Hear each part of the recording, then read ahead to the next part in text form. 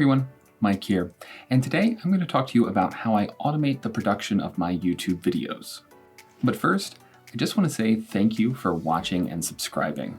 Since my last video was published, I crossed the 100 subscriber mark. I know it's a small achievement and it might even be silly to celebrate it, but I just want to say thank you for engaging with the content that I'm producing. Having 100 subscribers also allows me to set up a custom URL with YouTube, so you can now get to my channel by going to youtube.com/MikeBurkeTech.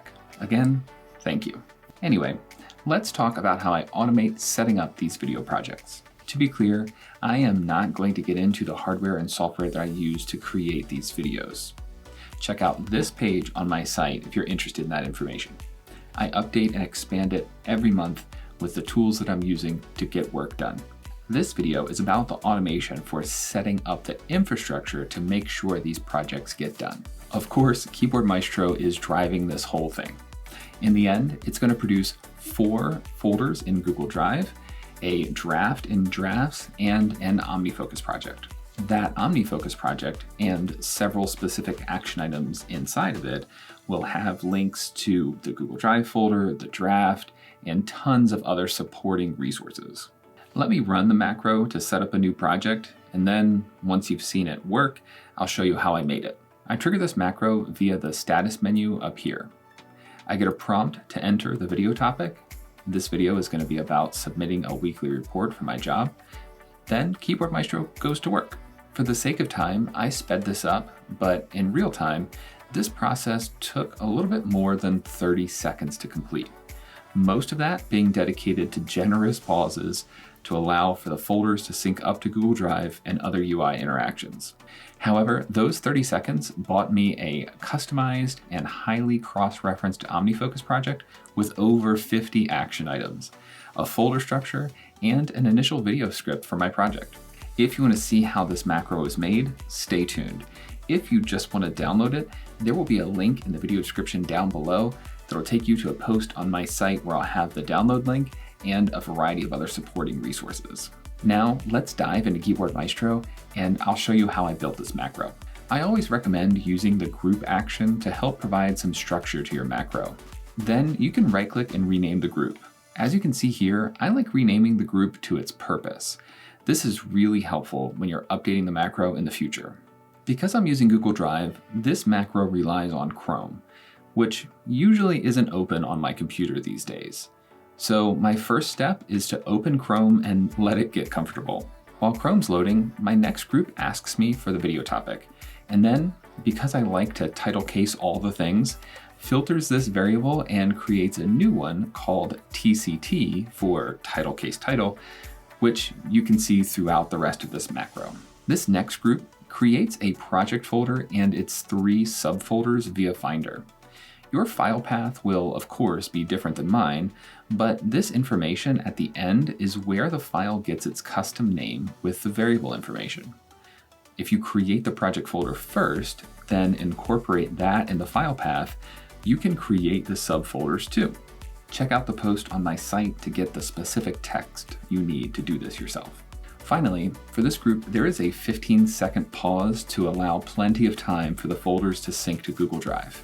This next group uses some UI scripting in Chrome and Google Drive to search for and get the URL of my project folder. This is specific to how I name my folders and how many folders I make, but it gets the URL I want every time. This next group creates a draft in the correct workplace in Drafts for me to write my script. As you can see, I have a template in here that uses that title case title variable to customize the template.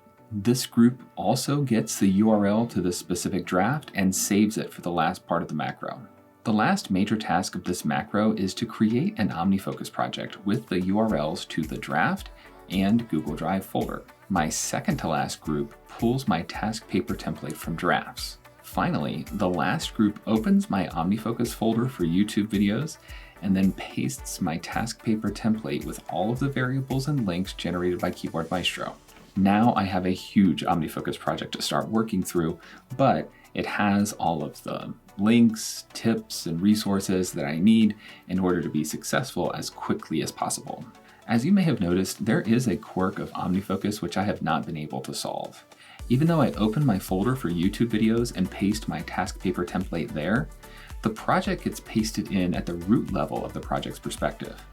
It's super easy just to slide it into the correct place, but it is a minor irritation that I have to do this tiny manual step after doing all of this automation.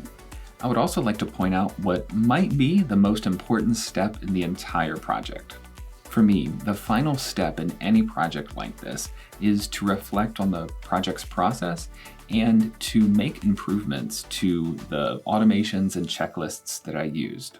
Perhaps I learned a new tool, or there was an update to a piece of software, or I just thought of a better way during the project. Regardless of how the update came to be, I always try to incorporate these new learnings into my future process. That's why this macro is as extensive as it is. It's the result of years of improvements and tweaks.